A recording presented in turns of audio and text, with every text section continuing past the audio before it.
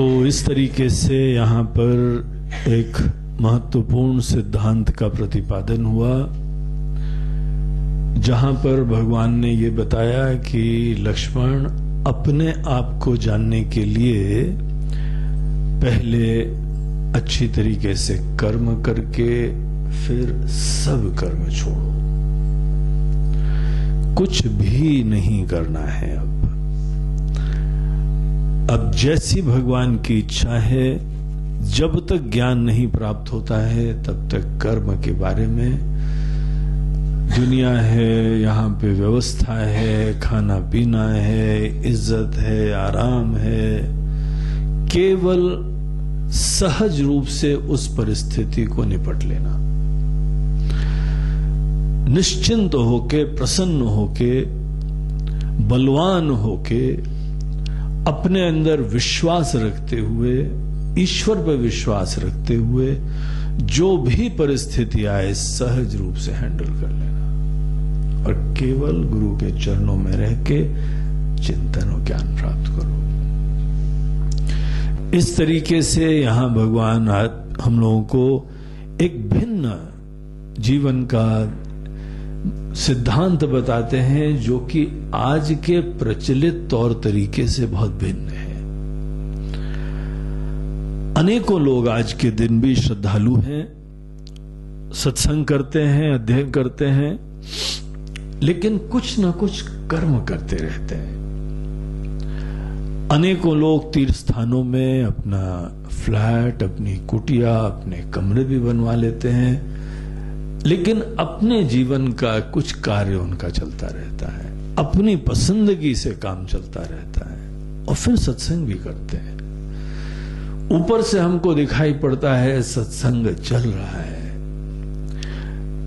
लेकिन विडंबना इस चीज की है कि जो लोग जीवन में किसी अन्य कर्मों के बारे में संकल्प रखते हैं, अनुकूलता रखते हैं, प्रतिकूलता के लिए भी वो लोग क्षुब्ध रहते हैं, चिंतित रहते हैं, ये लोग ज्ञान के लिए पात्र नहीं होते। जो यहां पे दुनिया में, परिवेश में, परिस्थिति में क्या होता है उसके अंदर टोटल समत्व रहता है, नो रिएक्शन, कोई चिंता नहीं, कोई क्षोभ नहीं, कोई हर्ष नहीं, दुनिया बाधित हो जाती है उन लोगों के लिए।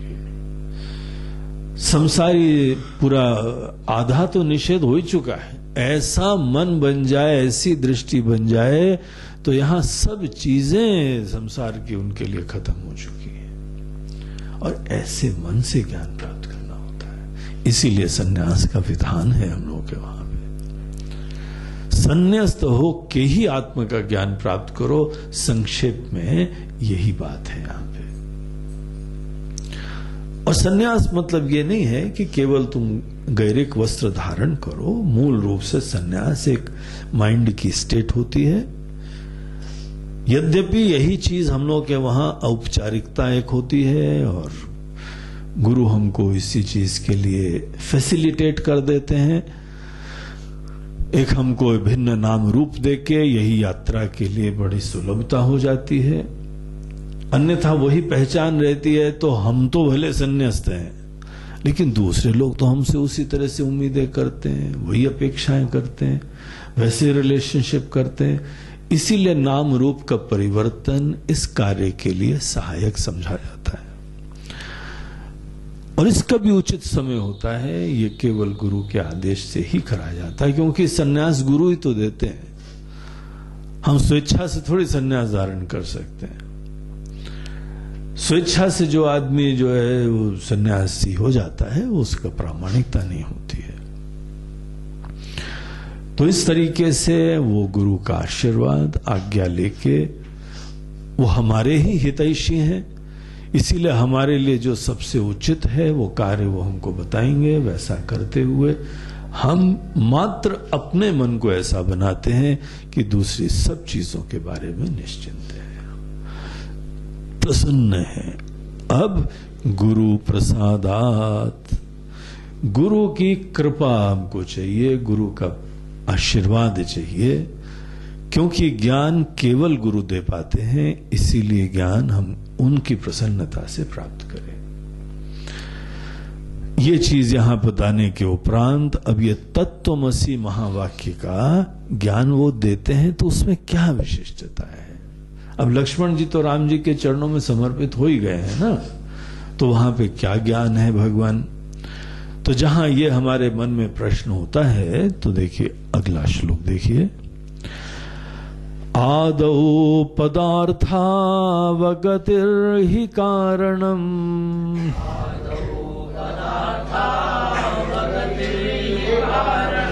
वाक्यार्थ विज्ञान विधौ विधानतः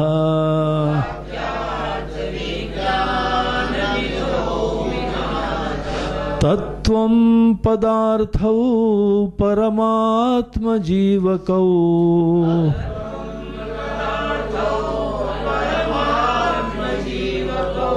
असीति चैकात्ममथानयोर्भवे।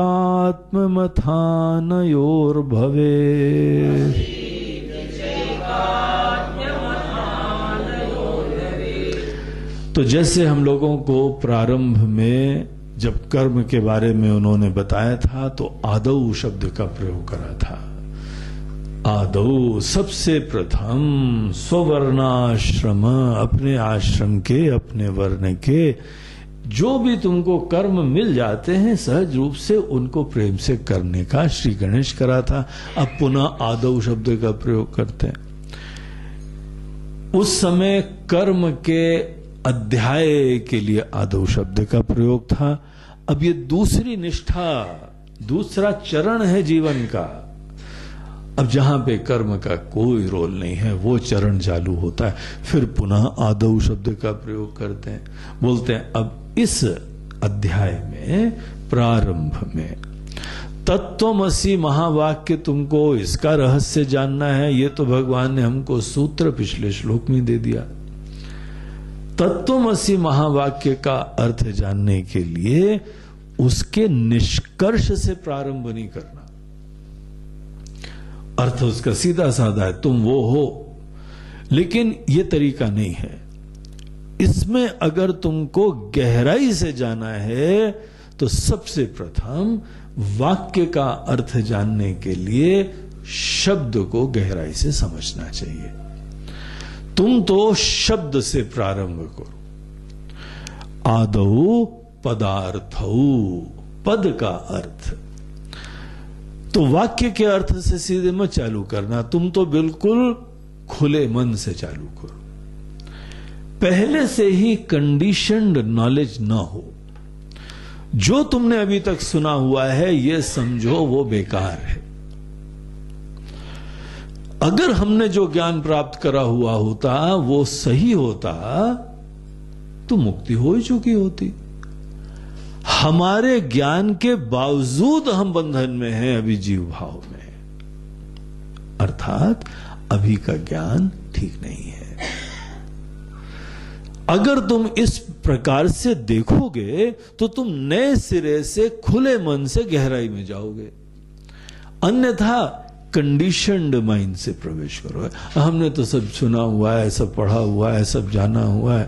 महाराज जी अब आगे बताइए, ये तो सब सुन लिया है हमने। बोलते नहीं, ये अगर जहां जिसकी सोच आई वो मरा। घातक सोच है ये। बालवत तुम्हारा मन जो है खुला होना चाहिए।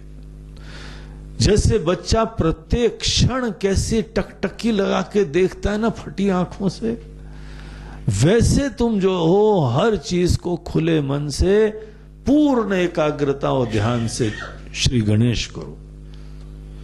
प्रारंभ से प्रारंभ करो, शुरू से ही शुरू करो। वाक्य का निर्माण शब्दों से होता है, और अगर हमको वाक्य का अर्थ पता होता तो मुक्त हो गए होते, नहीं मुक्त हुए, इसीलिए शब्द से चालू करो। किसी भी वाक्य को जानने के लिए तुमको सबसे पहले शब्द का वास्तविक अर्थ जानना चाहिए। क्या होता है तत्वमसि का अर्थ? तत् मतलब जीव, तत् मतलब ईश्वर, तुम मतलब जीव, जीव तुम ईश्वर हो। जीव ईश्वर हो सकता है क्या? कहां राजा भोज और कहां गंगू तेली, ये मुंह और मसूर की दाल। तुम किस दृष्टिकोण से भगवान हो जरा बताओ। तुमको चारों तरफ से देख लेते हैं हम, ऊपर नीचे दाएं बाएं अंदर बाहर। तुम्हारे अंदर भगवत्ता किस दृष्टिकोण से? तुमको खुद ही शंका है ना, इसीलिए तो ज्ञान के लिए आए हो। जीव शब्द का अर्थ जो हम जानते हैं, जीव ईश्वर नहीं होता है, और यहां बोल रहे हैं जीव ईश्वर होता है। इसीलिए तो अनेकों प्रकार के हम लोगों के वहां द्वैत दर्शन, द्वैत के आचार्य, विशिष्टाद्वैत के आचार्य, अनेकों प्रकार के आचार्य लोग यही बता रहे हैं कि ये सोच तुम्हारे लिए विनाशकारी है। तुम जीव हो, तुम्हारा काम पूजा करना है, भजन करना है। तुम भगवान से एक नहीं हो सकते हो। ये मोह, ये अभिमान, ये खोखली बात को किनारे करो, क्योंकि ये बात सही है कि जीव ईश्वर नहीं होता है। यद्यपि जीव ईश्वर नहीं होता है, ये कोई अंधा आदमी भी बता सकता है। तुम्हारे पास ईश्वर के सामर्थ्य नहीं है। ईश्वर किसको बोलते हैं? ईश्वर वो होते हैं जो जगत के सृष्टा हैं, पालक हैं, विनाशक हैं, पूरी दुनिया बनाते हैं, पूरी दुनिया चलाते हैं, और यहां क्षण भर में किसी चीज का विनाश भी करके निसंकोच निश्चिंत होके दूसरे के लिए रास्ता साफ करते हैं। ये दुनिया बनाने वाला दुनिया का सब ज्ञान रखता है, और केवल ज्ञान ही नहीं, शक्ति भी रखते हैं, तभी तो बना पाते हैं। जो भी किसी चीज का बनाने वाला है वो उसका ज्ञानी होता है, और वो करने में सक्षम होता है। तुम नहीं होना ये सब। तुम जो हो अल्पज्ञ हो, थोड़ा सा ज्ञान है वो भी गलत, वो भी उल्टा सीधा। जैसे वो सरदार जी बोलते हैं, यार 2 अक्षर पढ़े वो भी उल्टे। उन्होंने पूछा किसी से कितना पढ़े हो, बोला BA। बोलते हैं केवल 2 पढ़े हो, और वो भी उल्टा। कम से कम A भी पढ़ा होता, BA। अब उसी प्रकार से जीव थोड़ा ज्ञान प्राप्त करता है, उसमें भी विपरीत ज्ञान भरा पड़ा है, उल्टा ज्ञान भरा पड़ा है। किस दृष्टिकोण से ईश्वर हो? जिस समय लक्ष्मण जी ने भगवान से, राम से पूछा था, रामचरितमानस में अरण्य कांड में वो जो प्रसंग आता है, प्रभु जीव ईश्वर का क्या भेद होता है, तो भगवान बताते हैं कि लक्ष्मण, जिसमें सबका पूरा ज्ञान होता है, जो अपने को भी जानता है, दुनिया को भी जानता है, माया को भी जानता है, जीवों को भी जानता है, जो सबको जानता है, हम लोग उसके लिए ईश्वर शब्द का प्रयोग करते हैं। और जीव कौन है? जो अपने को भी नहीं जानता, जो दुनिया को भी नहीं जानता, जो भगवान को भी नहीं जानता है, और जो जानता है सब उल्टा जानता है, उसको जीव बोलते हैं। अब जीव और ईश्वर शब्द के अगर ये अर्थ होते हैं, खुद राम जी बता रहे हैं लक्ष्मण जी को, तो फिर जीव ईश्वर कैसे हो सकता है? तत्वमसि महावाक्य अगर हम बगैर विचार करके स्वीकार कर लें, तो ये हमारे अभिमान का सबसे बड़ा वर्धक हो जाता है। जैसे अनेकों राक्षस लोग, जैसे जो है वह कंस, जैसे हिरण्यकश्यपु प्रहलाद से बोलते हैं कि भगवान विष्णु को नहीं, हमको पूजा करो, हम ही जो है पूज्य हैं, सभी मंदिरों में हमारी मूर्ति रखो, हम ही ब्रह्म हैं, हम ही परमात्मा हैं, हम ही यहां के सर्वे सर्वा हैं। जीव जिस समय अपने आप को ईश्वर बोलने लगता है, ऐसी राक्षसी दुर्दशा होती है। जो यहां विवेकी जीव है, वो ईश्वर को स्वीकार करके उनकी वंदना, उनका भजन, उनकी स्तुति, उनकी सेवा, ये अपना सौभाग्य समझता है। जैसे कोई बहुत बड़े ज्ञानी हो, उनकी सेवा, वंदना, शुश्रूषा करना हमारा सौभाग्य है, अहोभाग्य है। वैसे भगवान की सेवा, शुश्रूषा, भजन, वंदन ये करना हमारा सौभाग्य है। हम खुद जानते हैं कि हम भगवान नहीं है, क्योंकि अपने आप को भी नहीं जानते, दुनिया को भी नहीं जानते, जगत को भी नहीं जानते। हम नहीं जानते, इसमें कोई शंका नहीं है, हम नहीं जानते। हमें अपने आप को बहलाने की कोई जरूरत नहीं है। हमने दुनिया नहीं बनाई है, हम दुनिया को नहीं चला रहे हैं, हम यहां पे सबका विनाश नहीं करते हैं, हम ब्रह्मा विष्णु महेश नहीं हैं यहां पे, ये हर जीव जानता है ना। तो हम जानते हैं कि हम ब्रह्मा विष्णु महेश नहीं हैं, हम जानते हैं कि हम अनेकों चीजों को नहीं जानते हैं, इसीलिए हम ईश्वर नहीं है। कोई भी बोले तो हमको यही लगता है कि हमारी लेग पुलिंग कर रहा है। अब ठीक है, किसी की माता उसको बोल देती हैं, हे भगवान स्वरूप, ब्रह्म स्वरूप, अनेकों का नाम ही होता है। श्री बीपी पांडे है, ब्रह्म स्वरूप पांडे, ब्रह्म स्वरूप, बस इसीलिए वो बीपी कर देते हैं तो ठीक है, नहीं तो ब्रह्म स्वरूप में अपने को डाउट होता है, यार कहां ब्रह्म स्वरूप, हम नहीं है ईश्वर स्वरूप। इसीलिए इसमें कोई शंका नहीं है कि हम ईश्वर से बहुत भिन्न हैं। ईश्वर पूज्य हैं, आराध्य हैं, लेकिन तत्वमसि में यही बात कुछ कही जा रही है। इसीलिए ऊपर से कोई जब देखता है तत्वमसि महावाक्य का अर्थ, तो आश्चर्य है, ये दोषवान लगता है हमको, बल्कि घातक लगता है। अगर हमने अपने आप को भूल से ब्रह्म स्वरूप, ईश्वर स्वरूप देखना चालू करा, ये मजाक लगने लगता है ना, क्योंकि हम नहीं हैं, ये हम जानते हैं। तो भी यहां पे तत्वमसि महावाक्य का हमको उपदेश दिया जाता है। बोलते हैं इसीलिए अगर तुमको किसी अरे गहरे ने कहा होता ना, तो हम छोड़ छाड़ देते। कोई और बोलता तो बोलते हैं, यार तुमको आज कोई मिला नहीं क्या, हमारी तुम लेग पुलिंग कर रहे हो, आज हम ही मिले तुमको,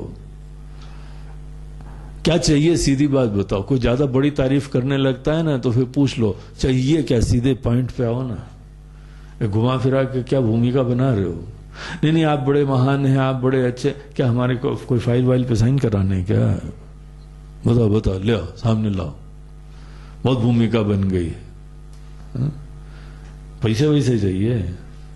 अरे नहीं माता जी, पिताश्री आप तो हमारे सर्वे सर्वा हैं, आप ही हमारे भगवान हैं। बोले बेटा क्या पॉकेट मनी खत्म हो गई क्या? आज क्या बात है, इतनी तारीफ करे जा रहे हो। जहां कोई बहुत हमको भगवत स्वरूप और ये बोलने लगे तो डाउट होने लगता है, कुछ चक्कर है, क्योंकि हम जानते हैं हम नहीं है।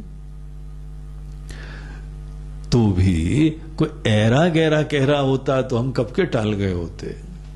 इसीलिए जो है वो द्वैतवादी लोग वो तो बोलते हैं कि तत्वमसि को बहुत सीरियसली मत लो, ये तो तुम्हारी केवल थोड़ी सी स्तुति है। जीव का बड़प्पन है, जीव को जो है शाबाशी दी जा रही है। कुछ सत्काम करते हैं ना, बोलते हैं वाह वाह वाह तुम तो बड़े महान हो। ये यहां पे बात है। तो बहुत ही ऊपर से विरोधाभासी है।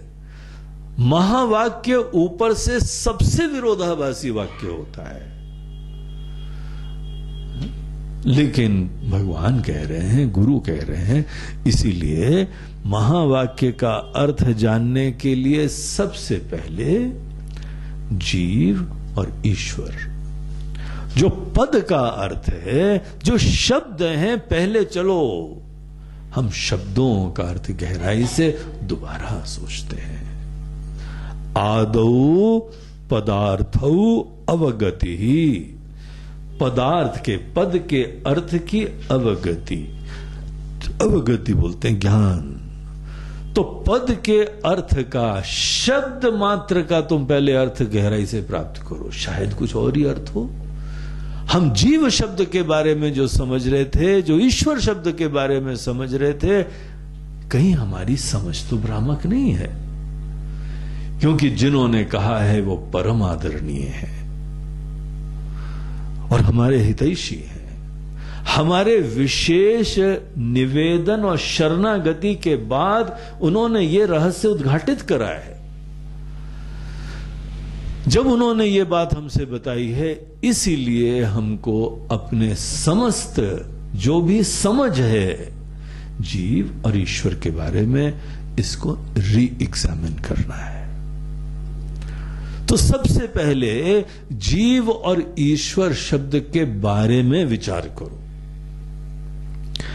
वाक्यार्थ विज्ञान विधौ विधानतः, किसी भी वाक्य का अर्थ जानने से पूर्व सदैव यही विधान हुआ करता है।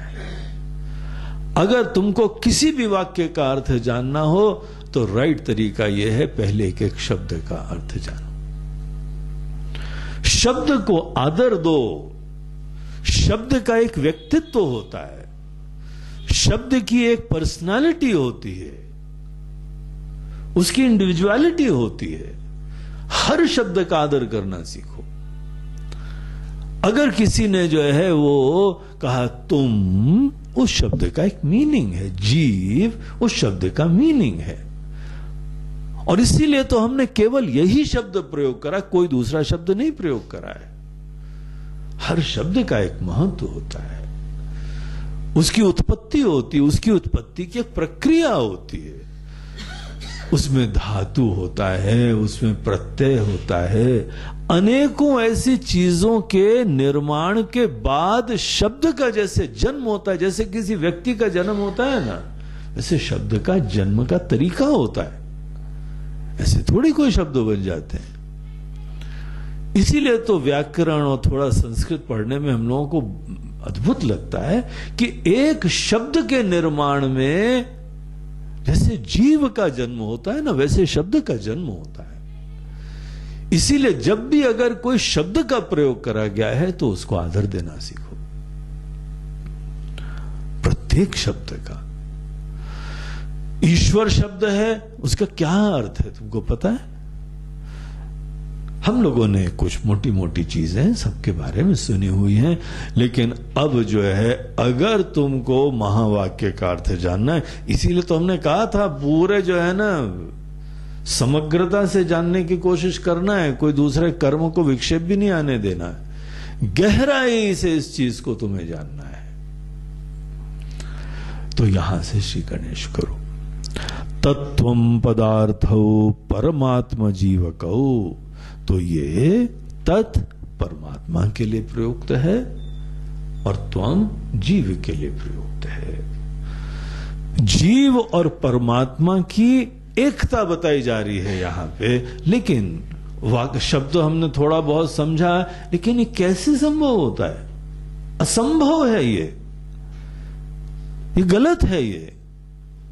अगर और किसी ने बोला होता तो कब का निकाल के फेंक दिया होता हमने।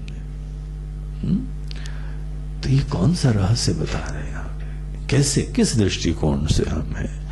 असि इति च एकात्म्यम अथ अनयोहो।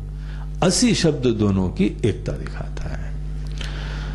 तो इस तरीके से यहां पे जीव और ईश्वर की एकता का यहां पे संदेश दिया जा रहा है। तो ये चीज यहां पे कैसे संभव है? अब देखिए आगे। प्रत्यक परोक्षादि विरोधमात्मनो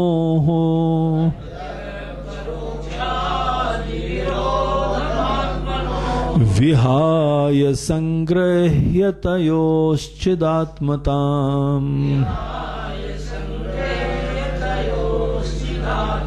संशोधितां लक्षणया च लक्षिताम्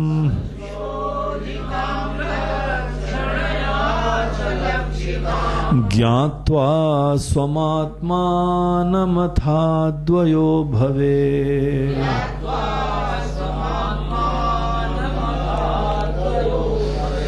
तो यहां हम लोगों को पद का अर्थ बताते हुए बोलते हैं कि देखो, जो जीव शब्द है और जो ईश्वर शब्द है, किसको जीव बोलते हैं, किसको ईश्वर बोलते हैं, ये तुम जरा विचार करो, पुनर्विचार करो, गहराई से विचार करो। जीव शब्द का प्रयोग जहां पे होता है, दोनों जो है वह जीवित होते हैं।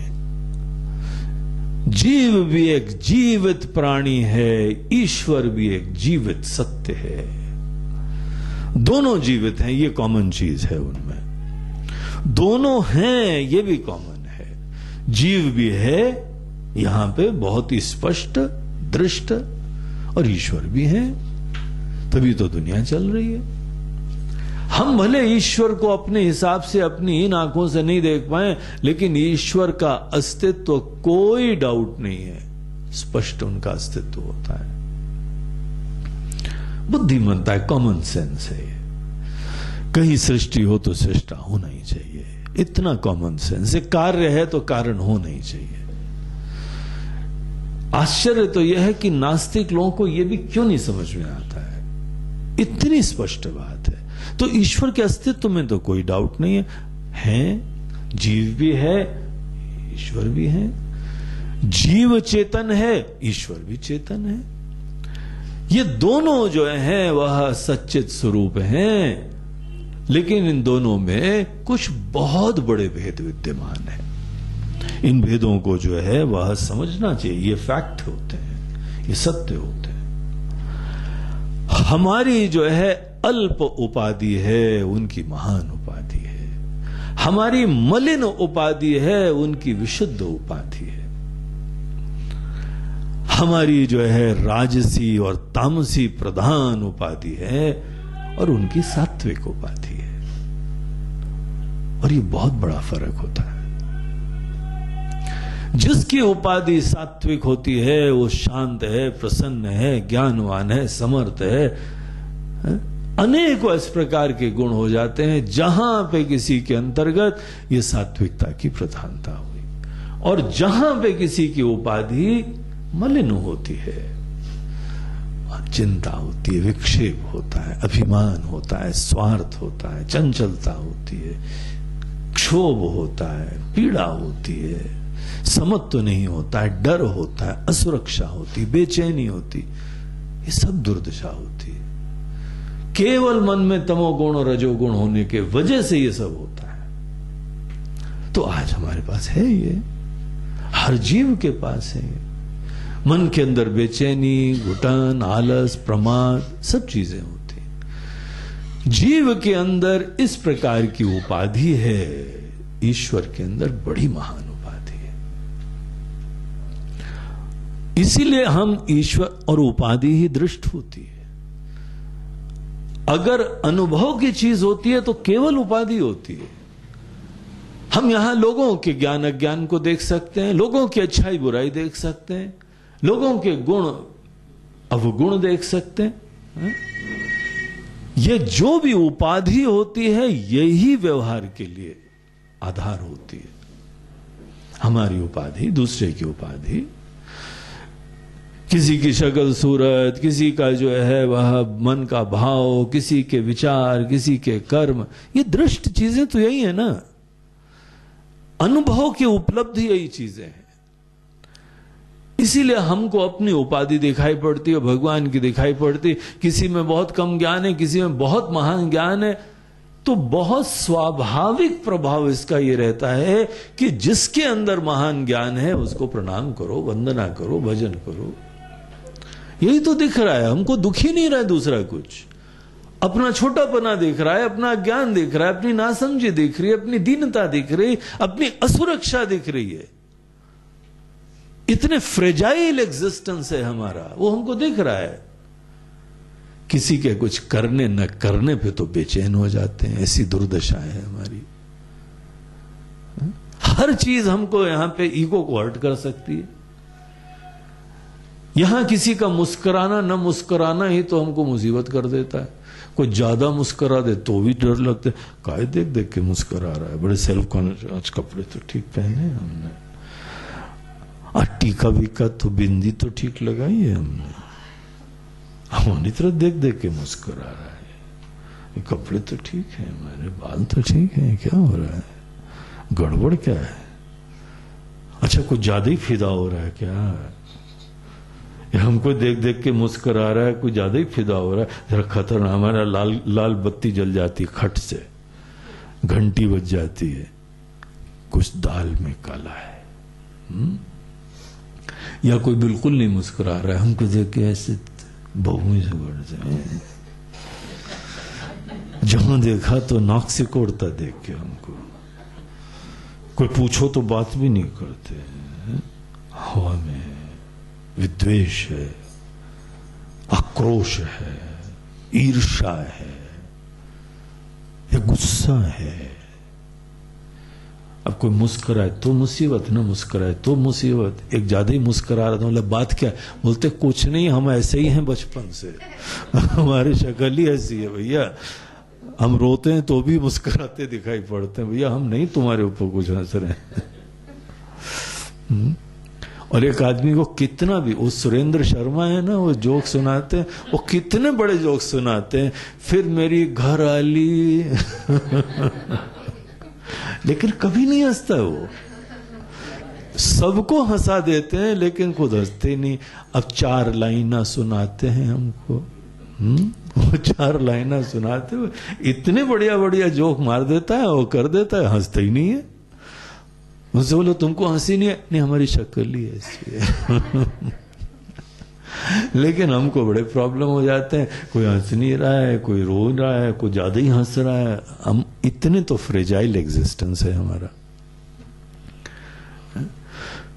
तो जिसका मन ऐसा जो है फ्रेजाइल है, विक्षिप्त हो जाता है, डरा हुआ रहता है, कहाँ ये महाराज, कहाँ ईश्वर? सदैव समत्व में। भगवान उनके जो है पिताजी ने बोला जंगल जाओ, प्रसन्नताम यान गताभिषेकता तथा न ममले वनवास दुखता। यहाँ छोटी छोटी चीजें ही यहाँ हमको विक्षिप्त कर देती हैं, हमको यहाँ पे पूरे निकालने को बोलते हैं, जाओ जंगल जाओ, कपड़े सूटकेस पैक कर ले, कुछ नहीं, न सूटकेस, न एयरबैग, न 2 जोड़ी कपड़े। जंगल में रहने के लिए वनवासियों के कपड़े पहन के खाली हाथ टरो यहां से। कोई दोष नहीं, कोई गलती नहीं, कोई प्रॉब्लम नहीं, लेकिन अद्भुत उनका सामर्थ्य है। शांति से जो आज्ञा पिताश्री, पिताश्री की आज्ञा को शिरोधार्य करके निकल लिए, कोई प्रॉब्लम नहीं। उनको राज्य के लिए बोला तो भी कोई प्रॉब्लम नहीं है, शांति से बोला ठीक है जैसी आज्ञा। बड़े विचित्र हैं, कहां भगवान और कहां हम हो तुम। ऐसे भगवान के साथ कोई एकता बोले तो निश्चित रूप से लगता है गुरुजी आज आपको कोई मिला है, नहीं है लगता है, इसीलिए हम ही का पैर खींच रहे हैं हमारा। हम लोग स्विमिंग वमिंग में तो करते हैं, कोई घुस गया तो नीचे पैर खींचो, मजा ले उसका। यहाँ ईशा और योगी खेलते हैं ना, तो ईशा कटोरी लेके भागती है, योगी उनके लेग पुलिंग करते हैं पीछे से पैर खींचता है। और उसी तरीके से कोई बोले कि तुम ईश्वर स्वरूप हो मात्र मजाक लगता है। तो बोलते हैं देखो भैया, जीव उसको बोलते हैं जो ऐसी ही अज्ञान, विक्षेप, रजोगुण, तमोगुण, ये सब उसके अंदर प्रधान होते हैं। सत्व गुण भी होता है। सत्व गुण जो है ब्रह्म मुहूर्त में उठने के समय सत्व गुण स्वाभाविक रूप से अच्छा होता है। इसीलिए बोला जाता है सवेरे का जो है ना थोड़ा मेडिटेशन कर लो, उस समय हर व्यक्ति का मन सात्विक होता है, क्योंकि गहराई से बढ़िया सी नींद ले चुके हैं। जितनी देर तुम्हारी नींद हो यार, छोड़ो तुमको 6 बजे 4 बजे हम नहीं बोलेंगे, जितने बजे तुम उठते हो, जब उठते हो तो फ्रेश हो गए ना, उस समय तो अब आलस की संभावना नहीं होगी। अच्छा चलो थोड़ा 10 मिनट और ले लो, 10 मिनट क्या आधे घंटे सो लो। उसके बाद जब तुम उठते हो तो अब थकावट, अब आलस नहीं होगा ना, इसीलिए उस समय तमोगुण नहीं होता है। सवेरे उठने के समय हमको प्रार्थना, भजन, ध्यान इसीलिए कहा जाता है क्योंकि उस समय तमोगुण नहीं होता है। रात को मेडिटेशन करवाओ तो सोने के चांसेस बढ़ जाएंगे सबके। उस समय मेडिटेशन लोरी लगेगी। अरे गुरुजी अपने मेडिटेशन का एक टेप दे दीजिए। रात को आजकल नींद नहीं आती, लगा लिया करेंगे, नींद आ जाती है। अरे यहाँ रात की छोड़ो, सवेरे अनेकों लोग कुर्राटे मारने लगते हैं। जिसका मन तैयार नहीं होना, लाइट्स ऑफ करके मेडिटेशन करवाओ, उस समय अच्छे अच्छे लोग कई बार सो जाते हैं। एक सज्जन ने तो मेडिटेशन का नाम ही दिया, एक बच्चे ने, गुरुजी वो जो बैठ के सोते हैं ना वो हम थोड़ी देर करें। बोलते वो लेट के सोते हैं वो बेडरूम में, वो बैठ के सोते हैं वो ध्यान के कमरे में। तो अभी बाबा जी जो है ना सो रहे हैं, वो बैठ के सोने वाला। तो उनके दादाजी मेडिटेशन में थे, वो बोलते हैं बैठ के सो रहे हैं। तो ये जो है हमारे मन के अंदर तमोगुण भी आता है, लेकिन सत्वगुण भी होता है, कभी कभी बहुत बढ़िया होता है, मगर वो कम होता है। अनेकों बार चंचलता होती है, चिंता होती है। भगवान कृष्ण अर्जुन को बोलते हैं ना, रजोगुण जहां पे है वहां पे काम एषः क्रोध एषः, काम और क्रोध ही अपना सर उठाएंगे। ये राजसी व्यक्ति का लक्षण होता है। मन में अनेकों प्रकार की कामना, राग और द्वेष, ये पसंद है, ये नहीं पसंद है, बेबस रहता है। कितना समझाओ वो बेबस होता है। रजोगुण की दुर्दशा होती। संकल्प लेते हैं, सोचते हैं, प्रण लेते हैं, तो भी रिएक्ट करते हैं बेबसी से, हेल्पलेसली, स्टूपिडिटली। मूर्ख लगते हैं तो भी करते रहते हैं ना। शास्त्रों की अवहेलना करते हैं, गुरु की आज्ञा की अवहेलना करते हैं, तो भी बेबसी से करते रहते हैं। इसी दुर्दशा हो जाती है। चिंता जो है चिता जैसी होती है, स्वास्थ्य खराब होता है, तनाव से जो है शरीर खराब होता है।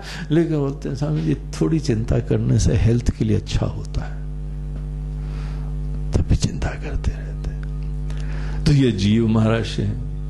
जीव के अंदर जो है आलस है, प्रमाद है, चिंता है, रजोगुण है। और कहां भगवान ऐसे सत्वगुण की मूर्ति। बोलते हैं देखो, जीव और ईश्वर को पहले समझो।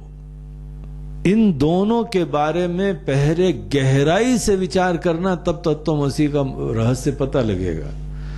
जो आदमी पहले जीव और ईश्वर के बारे में गहराई से समझ नहीं प्राप्त करता है, वो आदमी के लिए महावाक्य का अर्थ घातक होता है, विनाशकारी होता है, और उसका कोई बचाने वाला नहीं मिलेगा। वो कहावत सार्थक हो जाएगी कि ऐसी जगह मारा जहां पानी भी नहीं मिलता है, क्योंकि महावाक्य ही इस इंसान को बचाता है, और इस इंसान का विनाश ही महावाक्य के वजह से हो गया है। इसीलिए कभी भी जो है जल्दबाजी में इस वाक्य के अर्थ को मत जानना। शुरुआत करो जीव को गहराई से विचार करके। जीव किसको बोलते हैं? जीव उसको बोलते हैं जिसकी उपाधि मलिन है, इसके मन में मलिनता है। सच्चाई है ये। हमारे फियर्स हैं, हमारी इनसिक्योरिटी है, हमारी सीकिंग है, हमारी कमी है। You name it I have it. जो जो बोलो सब प्रॉब्लम है हमारे अंदर। जहां पे कोई महाभारत की चर्चा करता है, कई बार आदमी को लगता है हमारी कथाएं कर रहा है, क्योंकि हमारे अंदर हैं ये प्रॉब्लम्स। तो ये जीव का मन ऐसा है, उपाधि ऐसी, और ईश्वर की उपाधि अद्भुत है, वंदनीय है, भजनीय है। लेकिन यहां पे इस चीज पे ध्यान दो, उपाधि दोनों की बहुत भिन्न है। उपाधि को जब तक देखो ना, एकमात्र तुम्हारा धर्म भगवान के भजन पूजन ही है। इनफैक्ट भजन पूजन ईश्वर की महान उपाधि को देखने से ही होती है। भजन पूजन भगवान की रूप को देखने से नहीं होता है, भगवान की सर्वज्ञता, उनकी शक्ति, उनका महान, उनका प्रेम, उनके गुण, ऐसी चीजों को मन में रखने के उपरांत ही यज्ञ होता है, पूजन होता है। अगर तुम पूजन में भगवान की सर्वज्ञता, उनकी करुणा, उनका महान, जैसे देश की वंदना हम कब करते हैं? कल ही 15 अगस्त है ना, कल हम लोग यहां झंडा वंदन भी करेंगे। झंडा वंदन करेंगे तो कपड़े को रखते, वो ट्राई कलर को रख के सब लोग खड़े हो जाते हैं, आदर से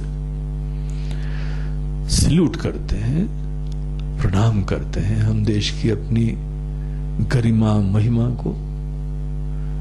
लेकिन वहां किसको नमस्कार करते हैं? रहता तो झंडा है, लेकिन क्या हम बोलते हैं हे कपड़े आपको प्रणाम है? ऐसा कोई बोलता है?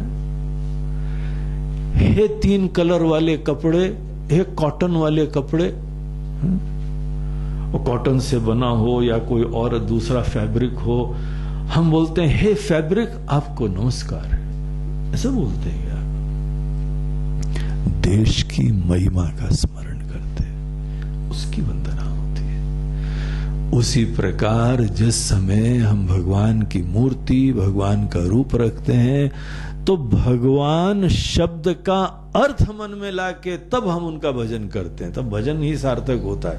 नहीं तो जीवन भर पूजा करते आए, अगर भगवान की भगवत्ता का स्मरण नहीं करा तो पूजा कैंसिल, पूजा ही नहीं हुई। नहीं, भगवान दूध भी चढ़ाया था। अरे यार, दूध तुमको हम देते हैं, तुम क्या दे, तुम हमको देने वाले हो। नहीं, भगवान बेलपत्र भी लाए थे। कौन, किसने बनाया बेलपत्र? हमारी फैक्ट्री से बना है। तुमने तोड़ते समय मंत्र का उच्चारण भी नहीं करा है, उसको धन्यवाद भी नहीं बोला है। देखो रामायण में हनुमान जी जिस समय संजीवनी बूटी लेने गए थे, वहां पेड़ों को भी प्रणाम करके उनसे फूल लेके आए थे।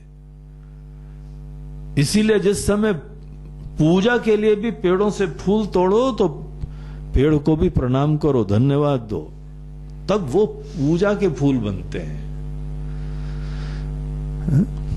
इसीलिए यहां पर भगवान की भगवत्ता हम स्मरण करके तभी पूजन करते हैं। भजन क्या होता है? भजन भी भगवान की भगवत्ता को लाके उसका ही गुणगान होता है। भजन में तुम्हारे सुर थोड़ी सुने जाते हैं, गुरु जी हमको उस गाना नहीं आता है, हमारे फटी बांस है। भैया तुम्हारी कोई गला हम सुनने के लिए नहीं बोल रहे हैं भजन गाओ। हमको जब गला सुनना होगा तो हमारी लता मंगेशकर काफी है, और हमारे पास उनके जो है ना वो सब टेप हैं, सीडी हैं, MP3 हैं, सुन लेंगे। फिर तुम्हारा हमको गला थोड़ी सुनना है। किस मोह में हो कि तुम्हारा गला फटा है? हमको पता है तुम्हारी जब जब बातें सुनते हैं फटा गले से सुनते हैं हम। तुम हमको कौन से नया इंफॉर्मेशन दे रहे हो? जब जब बोलते हो तो बेसुरे बोलते हो, तुम्हारे बोलने में भी सुर नहीं लगते हैं, तुम्हारे गाने में नहीं लगेंगे, वो तो पता ही पहले हमको। कौन सा तुम हमको ज्ञान दे रहे हो? गाना नहीं आता है। अरे बोलना कहाँ आता है तुमको अभी तक? उसके बावजूद तुमसे हम बोल रहे हैं, जरा हमारे साहस की तो कल्पना करो।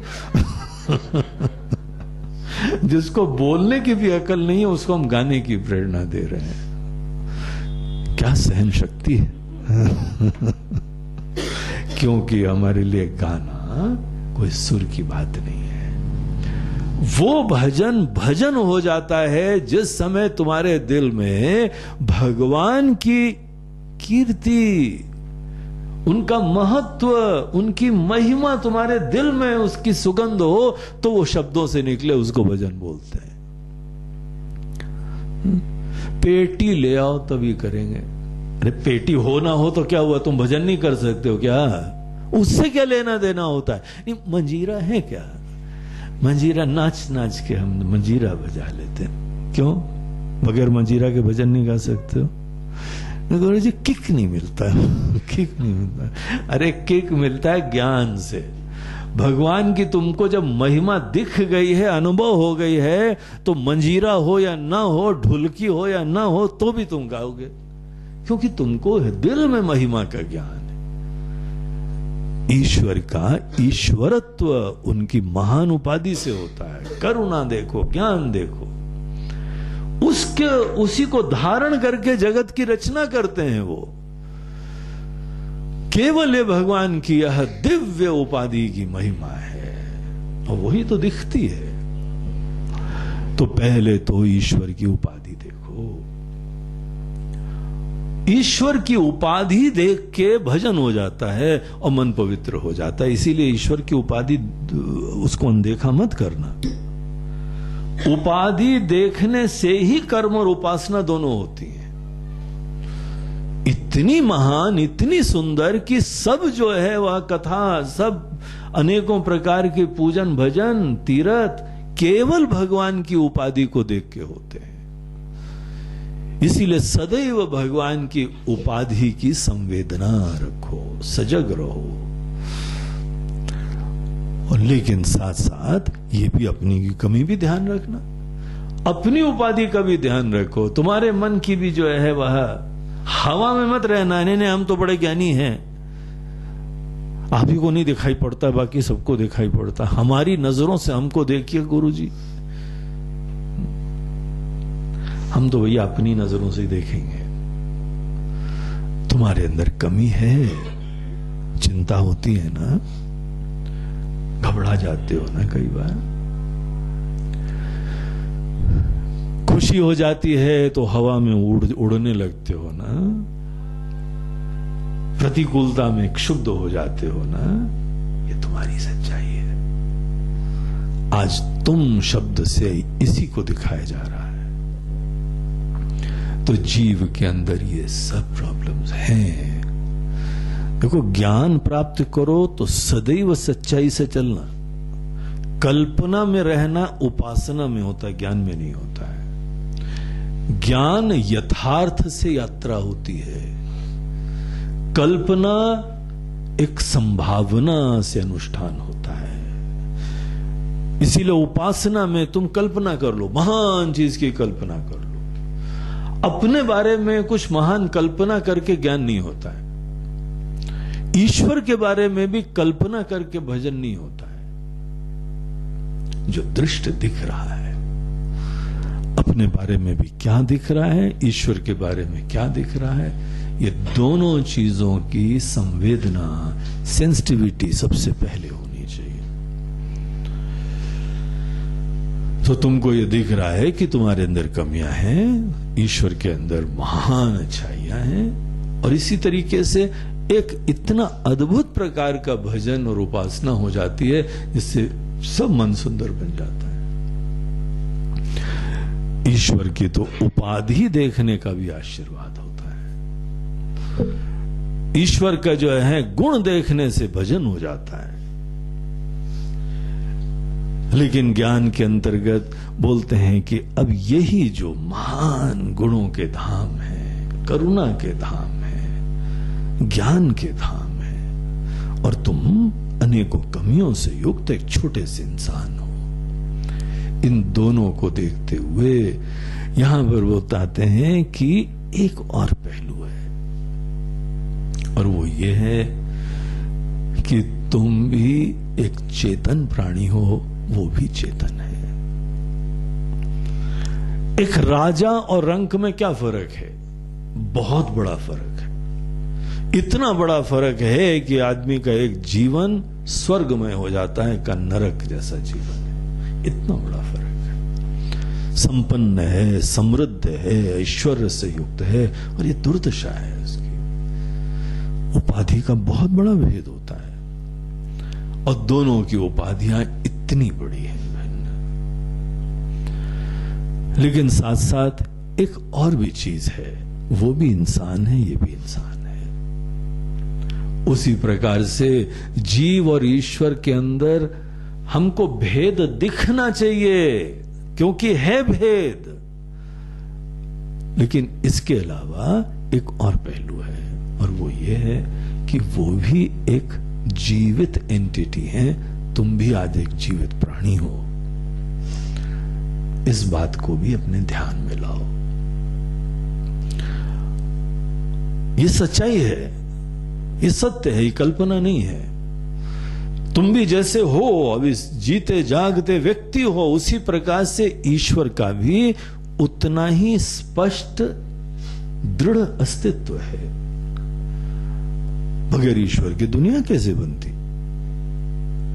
और वो ईश्वर जो है ज्ञानवान है, चेतन है, लिविंग है। तो हम भी जो है वह एक लिविंग एंटिटी है, भगवान भी एक लिविंग एंटिटी है। हम भी एक चेतन प्राणी हैं, भगवान भी एक चेतन एंटिटी है। भगवान की भगवत्ता तब होती है जब ये चेतना महान उपाधि से युक्त होती है। जीव उसको बोलते हैं जब यही लाइफ का स्पार्क लिमिटेशन से युक्त होता है, परिच्छिन्नता से, सीमित उपाधि और संसाधन से युक्त होता है। जहां पे किसी के अंदर उसकी फैकल्टीज लिमिटेड होती हैं और वहां पे उनके पास अनंत अकल्पनीय सामर्थ्य विद्यमान, लेकिन दोनों जीवित हैं। तो एक दृष्टिकोण से भेद है और एक दृष्टिकोण से कुछ समानता भी है। जीव किसको बोलते हैं, ईश्वर किसको बोलते हैं, अब हमको थोड़ा थोड़ा गहराई में स्पष्ट हो। अब थोड़ा सा और हम विचार करके देखें तो ये दिखता है कि भले हमारी उपाधि हो या उनकी उपाधि हो, उपाधि किसी की भी होती हो, उपाधि परिवर्तनशील होती है। हमारा शरीर बदलता है, हमारा मन बदलता है, हमारी बुद्धि बदलती है, हमारे निश्चय बदलते हैं, हमारी भावना बदलती है, हमारे गुण बदलते हैं, हमारे सामर्थ्य बदलते हैं। सब कुछ उपाधियां हमारी परिवर्तनशील होती हैं। और ईश्वर की भी उपाधि, एक दिन उपाधि धारण करते हैं और एक दिन उपाधि को भी किनारे रख देते हैं, उपाधि भी छोड़ देते हैं। वो उनकी माया पूरी शांत हो जाती है और एक दिन उन्होंने माया को धारण भी कर लिया। जैसे गीता में बोलते हैं भगवान, अजोपि सन्नव्ययात्मा भूतानाम ईश्वरोपि सन प्रकृतिम स्वामधिष्ठाय संभवामि आत्म माया। अपनी माया से शरीर धारण, उपाधि धारण कर लिया और फिर तुम लोगों के बीच में आ जाते हैं, हम अवतार लेते हैं। भगवान का अवतार उनकी स्वेच्छा से, उनकी माया से उपाधि धारण करना होता है। तो माया की उपाधि वो भी एक दिन धारण करते हैं, एक दिन छोड़ देते हैं, परिवर्तनशील है। उपाधि इवन तो बहुत ग्लोरियस है, लेकिन वो भी आने जाने वाली है। उपाधियां कपड़े जैसी होती हैं, दोनों की उपाधियां। हमारी उपाधि, हमारा यह जो शरीर मन है, यह हमारी कॉस्ट्यूम है, यह हमारा शरीर में वेश है यह। और भगवान की भी उपाधि उनकी कॉस्ट्यूम है। और जो उपाधि का एस्पेक्ट दोनों का है वो चेंजिंग है। और कौन सी चीज स्थायी है दोनों में? दोनों के अंदर समानता, सतचित स्वरूपता। वो भी है, हम भी हैं। वो भी चेतन है, हम भी चेतन है। वो लिविंग है, हम भी लिविंग है। तो ये लाइफ प्रिंसिपल, ये चेतना, ये सत्ता, ये हमारे अंदर भी है, ये उनके अंदर भी है। और ये पहलू हमारा और परमात्मा का, ये खत्म नहीं होता, ये चेंज नहीं होता। हमारी उपाधि बदल जाती है, उनकी भी उपाधि बदल जाती है। हम लोग को तो पता ही है, कर्म जैसे करो वैसी उपाधि मिलेगी। इसीलिए तो सत्कर्म करने की प्रेरणा होती है। अच्छे कर्म करोगे तो अच्छा तुम्हारा जो है जीवन रहेगा, गलत कर्म करोगे तो फिर मुसीबत हो जाएगी, असुर योनि प्राप्त होगी। वो जलगांव की हमको वो आश्रम की बात तो भूलती नहीं है। वहां पे जलगांव के पास एक आश्रम था, वहां कुछ समय हम रहे थे जाके। उधर जो है ना वो चिमगादड़ थे, तो लटके रहते थे पेड़ पे उल्टे। वहां की गांव की महिलाएं पता क्या बोलती थी? बोलती, महाराज जी ये लोग जो है ना पिछले जन्म की महिलाएं हैं जिन्होंने अपने पति के खाने से पहले खा लिया खाना। जो भी पति को खिलाए बगैर पहले खा लेता है वो अगले जन्म में चमगादड़ बन के उल्टा लटकता है। वहां पे अब देखो ऐसी कहानियों से घर कितना बढ़िया चलता है, पत्नियां जो है खिला के खाती हैं। इन कहानियों की मॉरल जो स्टोरी है, वो लेसन है, काफी अच्छा है।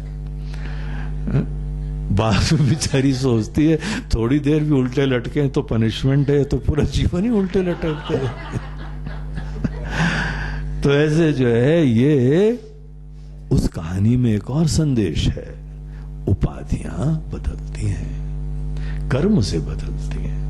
कितनी जगह भागवत में हम लोगों ने सुना, यहाँ पे जो है वो पेड़ था और ऐसा राक्षस था, भगवान ने उसको खत्म करा तो उसके पुराने पाप खत्म हो गए, और फट से वहां लाइट निकली और धुआं निकला और वो कोई दूसरा प्राणी खत्म हो गया। प्रणाम करा भगवान, पुराने पाप थे वो आपने मुक्त कर दिया और वो हमारा जो है अनुष्ठान खत्म हो गया।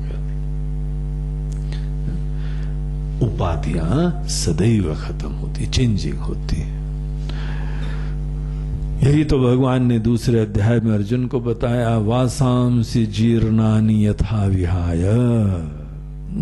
जैसे पुराने वस्त्र छोड़ के तुम लोग नए वस्त्र धारण करते हो, तुम्हारी ये उपाधि केवल वस्त्र तुल्य है। तुमको अपने बारे में परिचय रिडिफाइन करना चाहिए। आज अज्ञान के अंदर हम अपना परिचय सदैव कपड़े से ले रहे हैं, उस पहलू से ले रहे हैं जो स्थायी नहीं है। जो हमने ड्रेस पहनी है, आज हमारा परिचय मान लो मात्र ड्रेस से ही हो रहा है। जो इंसान अपना परिचय ड्रेस से लेता है वो उस स्थायी सूत्र को नहीं याद रख रहा है जिसने धारण करा है। तुम कपड़े हो कि तुम कपड़े धारण करने वाले हो? तुम्हारा परिचय दरअसल कपड़े धारण करने वाला होना चाहिए, न कि कपड़ा होना चाहिए। जो भी इंसान कहीं पर भी अपने आप को कपड़ा समझता है, उपाधि समझता है, वो इस विवेक से वंचित है। न भगवान को उपाधि समझना चाहिए। यद्यपि भगवान की उपाधि को देखो, उसका आशीर्वाद भी बरस रहा है, लेकिन जैसे तुम ये वेश नहीं हो, वैसे भगवान भी सत्व गुण की उपाधि नहीं है। इसीलिए तुम भगवान की जिस समय पूजा करते हो तो याद रखो कि भगवान सच्चिदानंद स्वरूप है, सत है, चित है, जीवन तत्व है, जो अनेकों उपाधि धारण कर सकता है। वो उपाधि जो सर्वज्ञता की उपाधि, जितने गुण हैं सब उपाधियां होते हैं। उपाधियां केवल गुण रूप से आती हैं, नाम रूप होता है, गुण होता है, ये सब उपाधि का डिपार्टमेंट होता है। चेतना में कोई गुण नहीं होता है। इसीलिए तो एक ही चेतना जीव बन सकती है, एक ही चेतना ईश्वर बन सकती है। इसीलिए तो एक ही चेतना किसी भी वेश को धारण कर सकती है। उसका अपने आप में कोई गुण नहीं होता है, निर्गुण स्वरूप होता है, वो निराकार होती है चेतना। और चेतना ही हमारी सच्चाई है और ईश्वर की सच्चाई है। यह चेतना ही उपाधि धारण करती है। ना हम उपाधि है, ना ईश्वर उपाधि है। वो ही इंसान संसारी है, मोहित है, अज्ञानी है, जो किसी को केवल उसके शरीर के, उसकी ड्रेस से पहचानता हो। और ऐसे बहुत सारे संसार में होते ही है ना। तुम्हारी ड्रेस कैसी है, यही चिंता ज्यादा लोगों को रहती। और दूसरों को भी रहती, हमको भी रहती है। सच्चाई तो ये है ना। वो शादी में जाना है, वो स्पेशल ड्रेस निकालो जरा। क्या ड्रेस की कॉन्शियसनेस है। ओ गॉड, वो ड्रेस कौन पहना हुआ है वो नहीं पूछो, वो ड्रेस अच्छी नहीं, देयरफॉर हम अच्छे हैं। अच्छी ड्रेस पहन के अगर तुम कहीं जाओ और कुछ ना बोलो तो तुम्हारा बड़ा आदर होगा, और अगर मुंह खोला तो पोल खुल जाएगी, क्योंकि तुम्हारा मन का परिचय मिल जाएगा। अंदर चिंता, अभिमान, राग, द्वेष, मन में ये दुर्दशा है।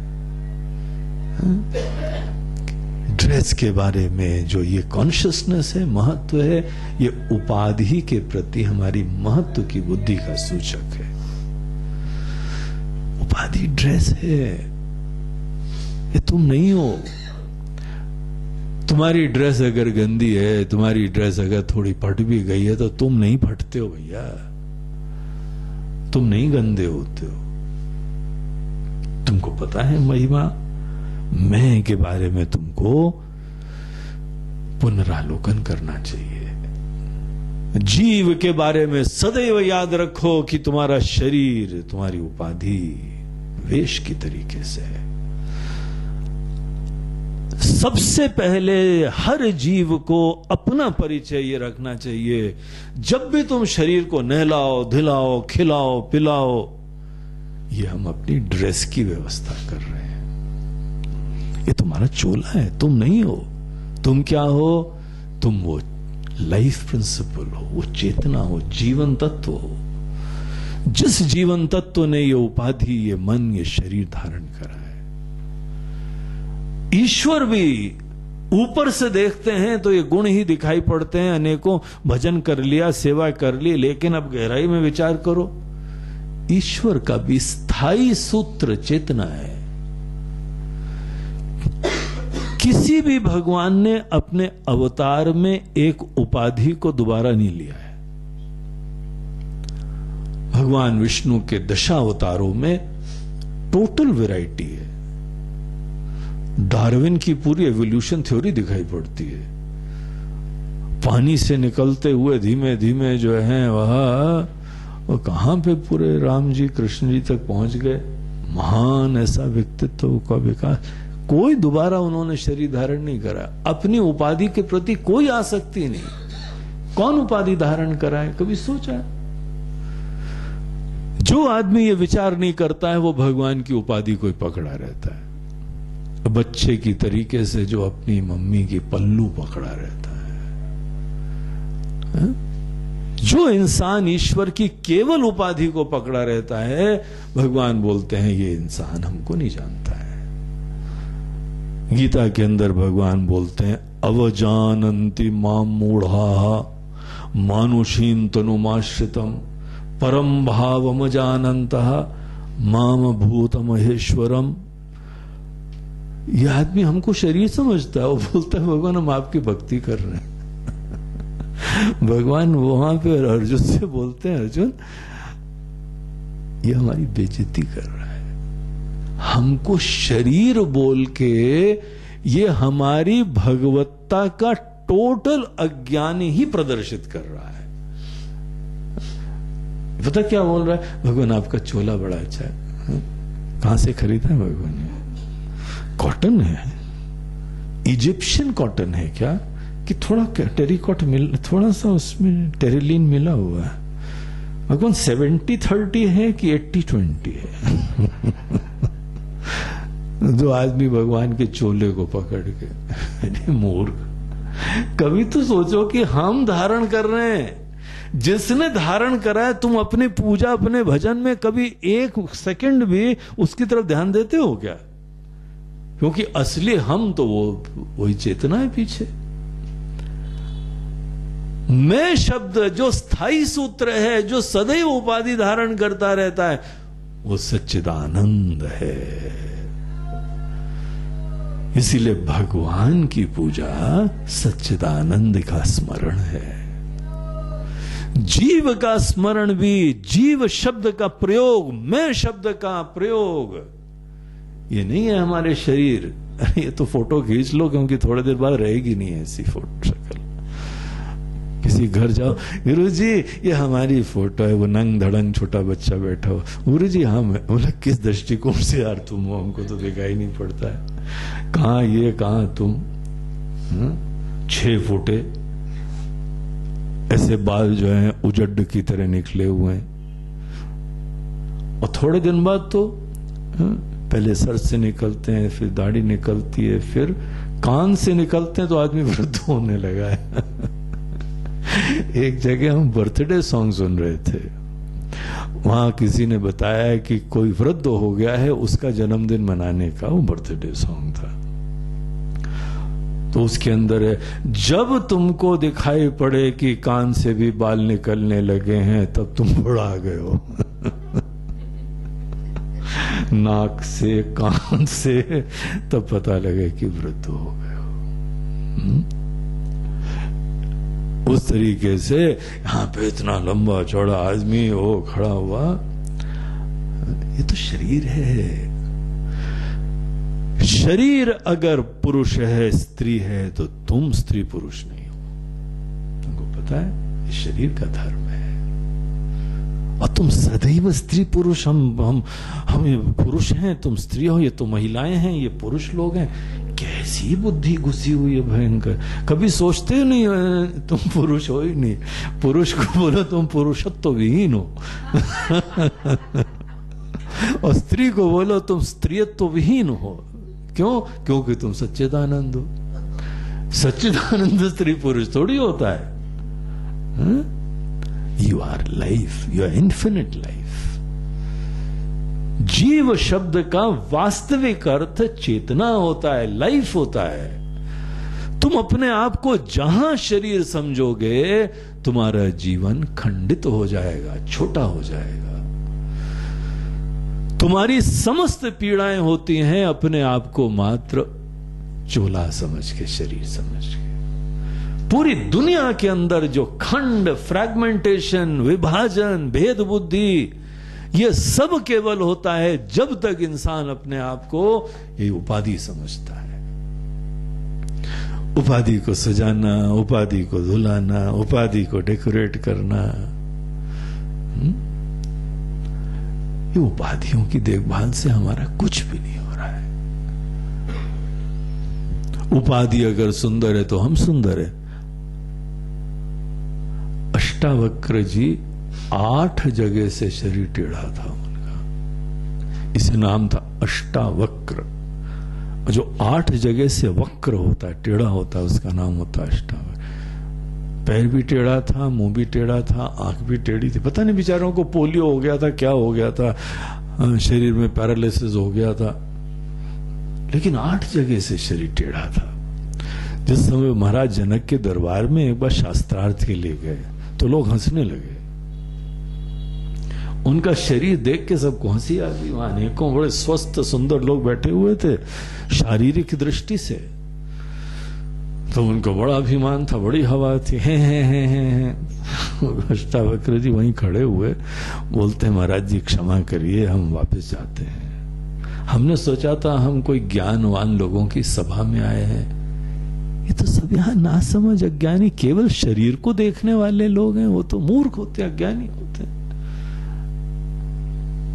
उन्होंने और एक भयंकर शब्द यूज करा, चमार लोग हैं ये सब। बोलते हमको तो लगा था हम कोई बड़े ज्ञानियों की सभा में आए, ये तो चमारों की सभा में आ गए।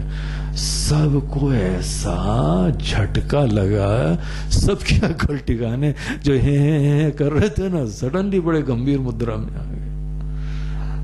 एक शब्द बोला, शरीर को क्या देख रहे हो यार?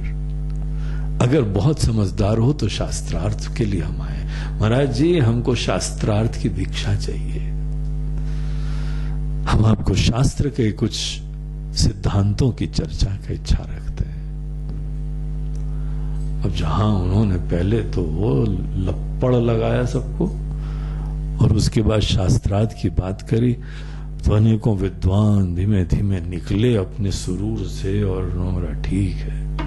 वहां एक विद्वान थे, उनसे शास्त्रार्थ के लिए, और ऐसी अद्भुत ज्ञान, अद्भुत चीजें, उनकी बोलती बंद हो गई। सुंदरता किसी के शरीर की नहीं होती है, सुंदरता किसी के गहराई में होती है। शुरुआत में तो मन की सुंदरता देखो, धीमे धीमे फिर बुद्धि की सुंदरता देखो, लेकिन वो भी असली, वो भी छोला है। असली सुंदरता तो उसके गहराई में विद्यमान आत्मा की सुंदरता होती है। जब आत्मा ऐसी है तभी तो ये सुंदरता निकलती है। सबको, भले अपने आप को हो या किसी को भी हो, उसकी मूल आत्मा को देखने का तुम अपना प्रयास चालू करो। अब बहुत दिन तक तुम जो हो वहां झोले को देखते आए हो, झोले को देखभाल करना ये सहज रूप से करो, ये उपेक्षा का पात्र है, ज्यादा महत्व का नहीं है। लोग कैसी कैसी दाढ़ी कटिंग करवाते हैं ना, मक्खी छाप, यहाँ पर थोड़ी सी मक्खी बिगना, जैसे खाना खाने के बाद कुछ खाना रह गया हो ना तो 2 मक्खी बैठी होती है। बोले होता है लार छाप, यहाँ से लार निकल रही है थोड़ी सी, उस पे धूल वूल जम गई हो लार के ऊपर, उसको बोलते हैं लार छाप। बाहर की कैसी एक एक कटिंग के 500-500 रुपए दे के आते हैं, बस यहाँ पे डिजाइन करवाने। अब उनको लगता है बड़े हम बच्चे लग रहे हैं। अष्टवक्र जी होते तो पता नहीं क्या बोलते हैं उनको। तो केवल अपने चोले को ठीक कराते रहते। हमको याद है जिस समय हम पढ़ते थे कॉलेज में, उस समय हमने ये स्टेटमेंट कहीं से पढ़ा था,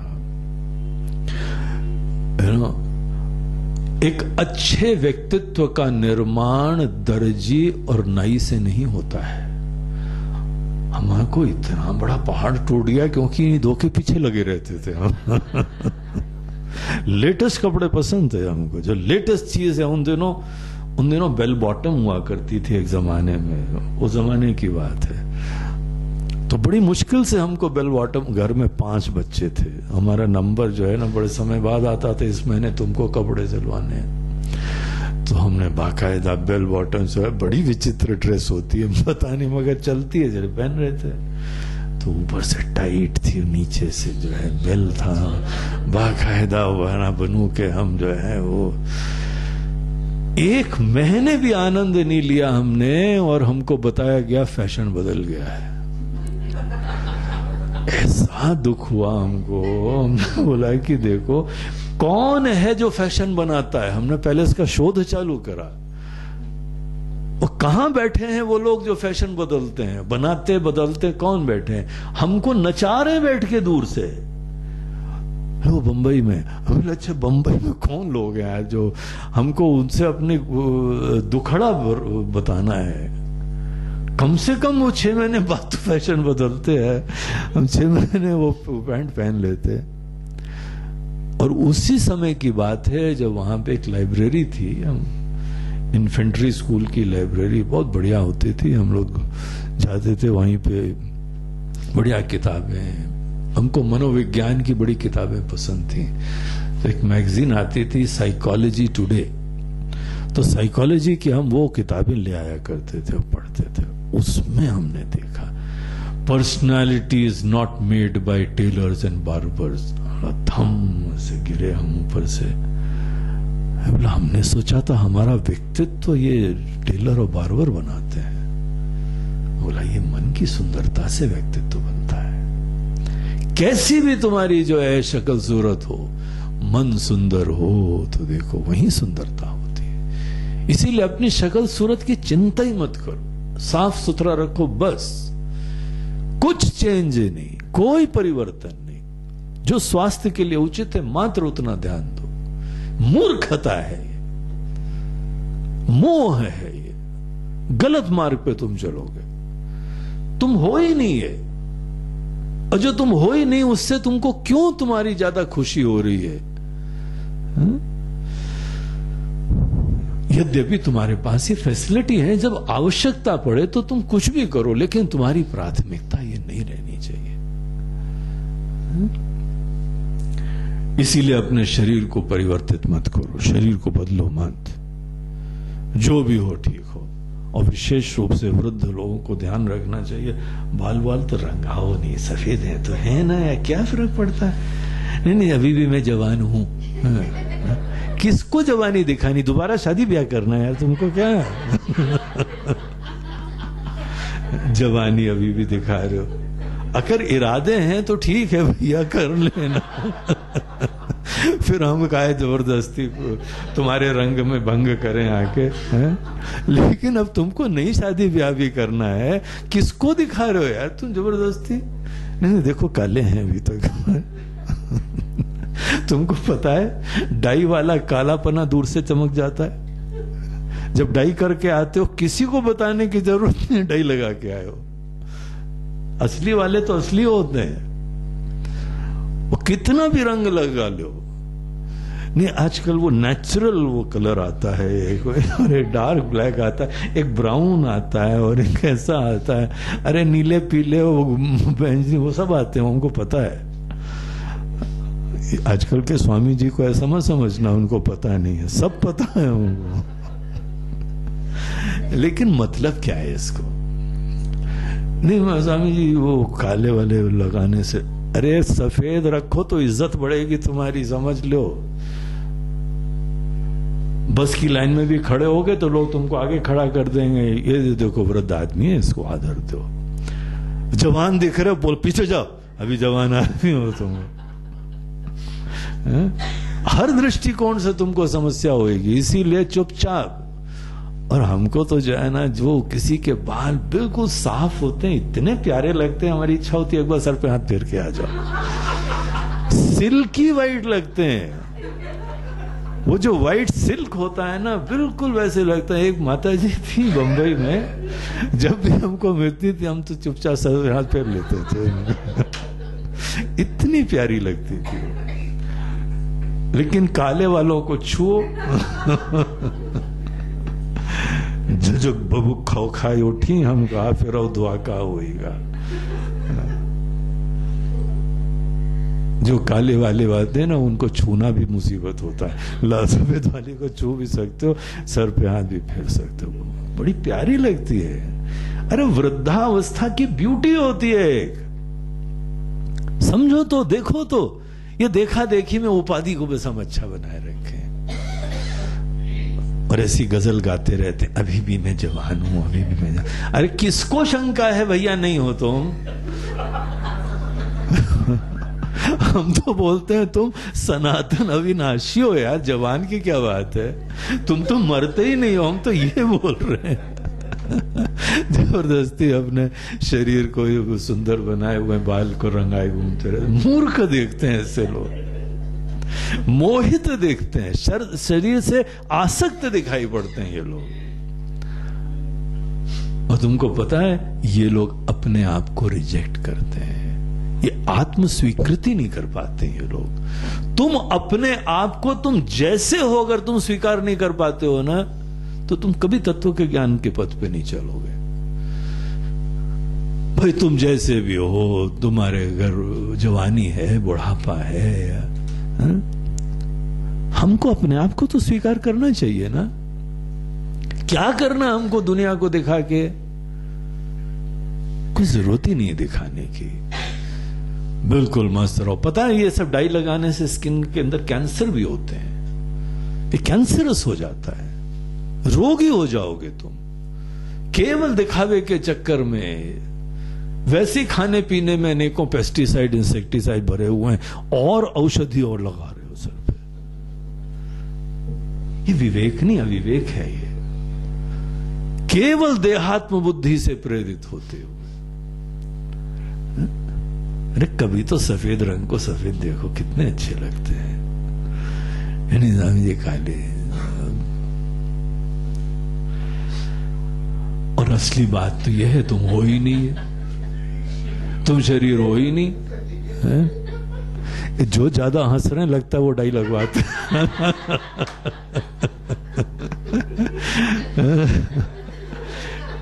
वही को ज्यादा ही मजा आ रहा है कोई डाई के चक्कर में।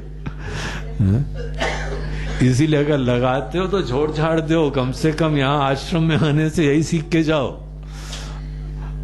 हमारे वहां हैं एक दो लोग, उन्होंने ये ज्ञान प्राप्त करके गुरु आज्ञा शिरोधार्य करके छोड़ दिया है, और ऐसे बढ़िया लगते हैं, स्मार्ट लगते हैं, गरिमा महिमामय लगते हैं, आदर होने लगा उन लोगों के प्रति, और आत्म स्वीकृति हो गई है। हम जो हैं अपने आप को स्वीकार करते हैं। अगर तुम अपनी उपाधि तक को स्वीकार नहीं कर पाओगे तो अपनी आत्मा को कैसे स्वीकार कर पाओगे? वहां पर भी परिवर्तन चाहोगे। इसीलिए निश्चिंत रहो, कोई प्रॉब्लम नहीं है। सेल्फ रिस्पेक्ट होनी चाहिए। हम जो हैं हम अपनी इज्जत करें, और कोई नहीं करे तो नहीं करे, हमको क्या लेना देना। और जो इंसान अपनी इज्जत करता है ना, उसकी सब इज्जत करते हैं, आप देख लेना जरा। और जो अपनी इज्जत ही नहीं करता है ना, उसको कोई इज्जत नहीं करेगा। हम ही अपने अंदर से शून्य हैं, डाउटफुल हैं, कैसे इज्जत करें तुम्हारी? शंका से युक्त हो, डाउट से युक्त हो, कॉम्प्लेक्सेस से युक्त हो, क्या क्या नाटक करोगे इज्जत के लिए?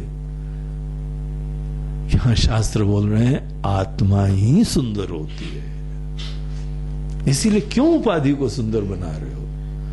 ये मोह है, ये गलत है, ये भ्रम है, और तुमको सदैव उपाधि में अटकाए रखेगा। इसीलिए जरा गरिमा में रहो। दुनिया को कोई मतलब नहीं है, तुमको पता है। तुम सर भी मुड़वा लोगे ना तो एक दिन बोलेंगे, हाँ भाई कहो भाई कैसे टकले। अब एक दिन कोई मर गया क्या? नहीं कोई नहीं मरा है। तो ये उजड़ा चमन कैसे है? क्या क्या नाम यूज करते हैं। बोलते हैं वे चमन उजड़ कैसे गया आपका? बोलते हैं हमारी खुशी, हमारी खेती है, काट दिया फिर निकल आएगी। दुनिया को कोई मतलब नहीं। एक दिन पूछेंगे, 2 दिन पूछेंगे, वो कहां गए टकलू, आ जाए नहीं। कुछ मतलब नहीं किसी को। अरे सब इतनी समस्या से युक्त होते हैं, किसको तुम्हारे लिए फुर्सत है? तुम जबरदस्ती इतनी हवा में हो कि हमारे लिए कुछ देखेंगे, हमको कोई बोलेंगे। अरे उसको अपने से फुर्सत हो तब ना, किसको फुर्सत है? सोचो तो। घर में तो तुम्हारे लिए लोगों को फुर्सत नहीं है, तो तुम सोचते हो बाहर वाले बोलेंगे। घर में खाने के लाले पड़े, कोई पूछता नहीं है हमको। जब घर वालों को तुम्हारे लिए समय नहीं है तो बाहर वालों को तुम्हारे लिए क्या समय होगा? किस ख्यालों में हो तुम? सभी अपने आप में तो उलझा हुआ है इंसान। हर इंसान अपने आप में उलझा हुआ है। रोड में चलते हुए तुम कितनों का हेयर स्टाइल देखते हो भैया? कितने लोगों का जो है वो डाई है और कितने के बगैर डाई। कभी सोचते भी हो क्या? विचार तुम्हारे अंदर भी नहीं आता तो लोगों के अंदर कैसे आएगा? इसीलिए ये सब चीजें छोड़ देनी चाहिए। जो हो गरिमा से स्वीकार करो। अष्टावक्र जी जब गए थे महाराज जनक के वहां, वो चाहते तो बिल्कुल डंडा वंडा लेके कायदे सीधे भी जा सकते थे, लेकिन हम टेढ़े हैं तो टेढ़े हैं, हमको नहीं प्रॉब्लम है, हम जो हैं सो हैं। तुमको नहीं पसंद है तो मत देखो, लेकिन हम तो हम ही हैं। जब तक कोई अपने आप को नहीं स्वीकार करेगा तब तक आत्मा का ज्ञान नहीं हो पाता है। स्वीकार करो अपने आप को, और अंततः तो इसका निषेध करना है, इसकी उपेक्षा करनी है, क्योंकि हम ये हैं ही नहीं। हम तो वो जीवन तत्व हैं, वो लाइफ है, वो चेतना है, आंखों का प्रकाश है, जिसके वजह से आंख देख पाती है, जिसके वजह से मन सोच पाता है, जिसके वजह से बुद्धि काम कर पाती है। हम वो चेतन तत्व हैं। जब इंसान अपना परिचय उपाधि से बंद करता है और अपना परिचय पहले चेतना का प्राप्त करता है, तब तत्वमसि महावाक्य का ज्ञान होता है। खत्म कर दो ये परिचय।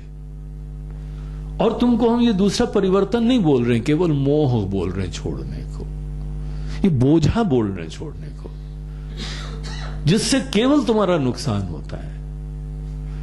और कोई भी डाई के जो है ना डब्बे में देख लेना, उसमें लिखा होगा जरा संभाल के प्रयोग करना, ये काफी विनाशक है ये। कहीं आंख में भी ना चला जाए तो सदैव के लिए, काला क्या कुछ भी नहीं देख पाओगे। अभी काले बाल देखने के चक्कर में पता लगा सभी देखना बंद कर दोगे, ऐसी दुर्दशा हो जाएगी तुम्हारी। छोड़ो ये सब बवाल। हाँ, उनको नहीं छोड़ना चाहिए जिनको अभी दोबारा शादी ब्याह का इरादा है, तो वो बने रहो भैया। हाँ, वो तो उनको तो कोई न पति चाहिए पत्नी चाहिए, वो तो ठीक है, वो तो दूसरी दुनिया है। ठीक है, उनको तत्वमसी तो नहीं चाहिए ना। उनको तत्व का ज्ञान नहीं चाहिए, उनको कुछ भी करने दो। इसीलिए ये सब चक्कर छोड़ो। अपना परिचय उपाधि जैसी भी है कोई बात नहीं, क्योंकि तुम हो ही नहीं एनीवे। जो तुम हो ही नहीं उसमें कुछ चेंज नहीं करना है, केवल इसको स्वस्थ खिलाना पिलाना है और साफ सुथरा रखना है। इतना मात्र धर्म है शरीर के प्रति। और हमारा परिचय चेतना से चालू है। हम चेतन स्वरूप हैं। I am pure consciousness, I am life, जो सबके अंदर अभिव्यक्त हो रही है वो जीवन तो हम हैं। और अपने भगवान को भी भिन्न प्रकार से देखना चालू करो। भगवान भी सच्चिदानंद है, चेतना है वो। जब तुम भगवान का भजन, पूजन, स्मरण, वंदन, उसमें ये पहलू जोड़ोगे कि भगवान वस्तुतः आप सच्चिदानंद हैं और ये महान सात्विक उपाधि आपने धारण करी है किसी के ऊपर अनुग्रह करने के लिए। आप नहीं है ये उपाधि, क्योंकि ये तो बदलती आती जाती, जो नश्वर है, जो आती जाती है, जो धारण करी जाए वो उपाधि है। और जो धारण करने वाला होता है वही उसकी सच्चाई है, वो आत्मा है। तो ये उपाधि को किसने धारण करा है? Who are you? तुम ये शरीर नहीं हो, तुम ये मन नहीं हो, तुम ये जीव नहीं हो।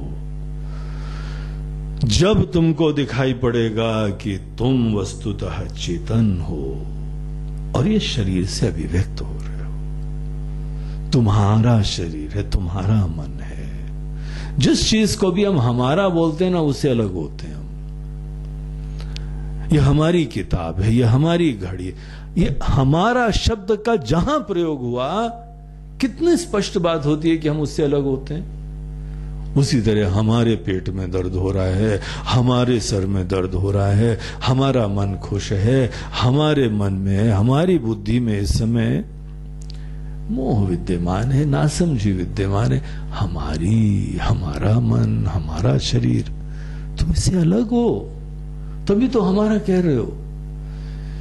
इसीलिए तत्वमसि महावाक्य के पहले पद का ज्ञान प्राप्त करो। जीव शब्द का अर्थ समझो पहले, और ईश्वर शब्द का अर्थ समझो पहले। जीव भी मूल रूप से ये चेतना है और ईश्वर भी मूल रूप से चेतना है। ये बात को अपने जीवन में बैठाओ, एसिमुलेट करो, आत्मसात करो, इसको हृदयान्वित करो इस बात को। जब तक तुम इन दोनों पद का अर्थ हृदयान्वित नहीं करोगे, तत्वमसि महावाक्य का अर्थ नहीं जान पाओगे। जीवन हमारा चलता रहे इसी उपाधि के साथ, मोह के साथ से जुड़े हुए हैं, इसी का लालन पोषण कर रहे हैं। शरीर थोड़ा सुंदर हो जाता है, शरीर थोड़ा ठीक हो जाता है, बड़े नाच उठते हैं, जो शरीर अच्छा हो गया। अरे ठीक है, अच्छा हो गया, बुरा भी होगा, मरेगा भी एक दिन, नश्वर चीज है, चोला है तुम्हारा, ये तुम थोड़ी हो। ये सच्चाई है ना। कितनी बार तुमने शरीर धारण करे, कितनी बार तुम्हारे जन्म हुए हैं, हर बार तुमने नया चोला धारण करा है, छोड़ छाड़ के उसको बराबर हो गया हो। तुम थोड़ी हो ये। महावाक्य का अर्थ जानने के लिए सबसे पहले अपनी उपाधि और ईश्वर की उपाधि से परे देखना प्रारंभ करना पड़ता है। ऐसे नहीं उपाधि देख नहीं रहे हैं, ये तो आंखों का ही काम है उपाधि रूप दिखा देना। लेकिन अब हमारी बुद्धि, हमारा ज्ञान ऐसा हो कि ये हम नहीं है। इसलिए निश्चिंत है, आइडेंटिटी बदल जाती है हमारी। इसीलिए तो शरीर का कोई प्रॉब्लम हमारे है ही नहीं अब। कोई समस्या हमारे शरीर का हमको लगती नहीं है, जहां क्योंकि शरीर हम है ही नहीं, ये निश्चय हो गया। नहीं मन का प्रॉब्लम हमारे हैं, नहीं बुद्धि का है, इसका कोई समस्या हमारी नहीं है। हम अपने आप को जान रहे हैं। हम शब्द का अर्थ जीवन तत्व है, लाइफ है, कॉन्शियसनेस है, चेतना है। तो ये कार्य पहले करो और ईश्वर का भी भजन पूजन चालू रखो, लेकिन भगवान को अब सच्चिदानंद देखो। इस प्रकार से दृष्टि जीव के बारे में और ईश्वर के बारे में परिवर्तित करो। उसके बाद महावाक्य का अर्थ हमको स्पष्ट होगा। तो ये चीज यहां राम जी बताते हैं। अब इसको हम लोग शाम को कंटिन्यू